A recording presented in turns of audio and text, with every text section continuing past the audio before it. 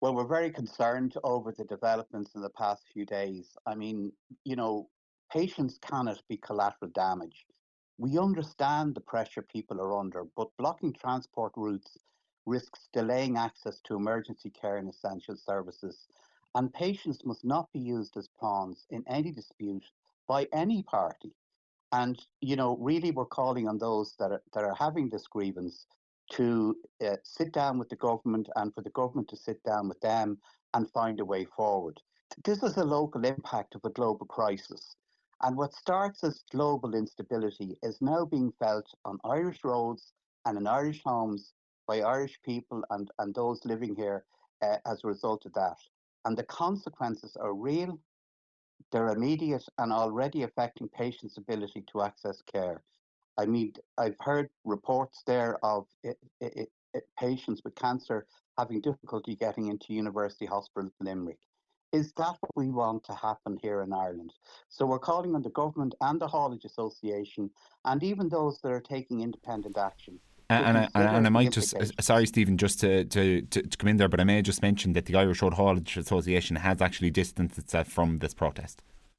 Okay, well, that's very important to hear. So let me just rephrase what I was saying there to you. So um, it's important for the representatives of the haulage industry to sit down with the government and find a way forward and negotiate this. And for those that are acting independently, we would plead with them to please consider the implications of their actions. Because any patient at all, be it going to their GP practice, be going to an appointment in a hospital where they may be going to receive bad news, or they may need treatment, that a delay in that access is not in anybody's best interest, and certainly not the patients. But so we would call on those that are taking independent action. We know the problems they exist. We're all suffering from it in our private lives and so on. To sit down and to discuss with the government and those who are in a position to do something about it, and not have patients treated as pawns again by any party in this dispute. I suppose again the kernel of this is that while we do understand the frustrations of people operating in the commercial sector and private motorists, and most definitely in the independent farmers too, that are seriously affected by the fuel crisis, for patients today that need to make a procedure or an appointment, this is it's a matter of life and death.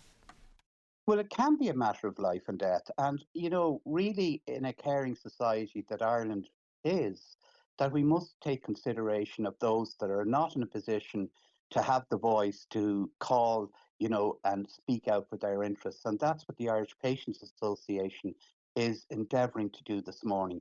And last week, we all heard of the COVID expert panel that was discussing the impact of COVID. And we learned from that meeting that during COVID, recognizing risk is not enough. It must be acted on in time. De escalation and negotiations are essential now because patients are waiting to get that urgent access. And Stephen, I suppose in some cases, look, if we can't reach an agreement, would you appeal to protesters to maybe scale down their action? Because we have certain situations now where the entrances, the on ramps to motorways are even blocked. Well, look, we're now the morning after a huge change in approach to finding a way forward in the area that's caused all of today's problems here.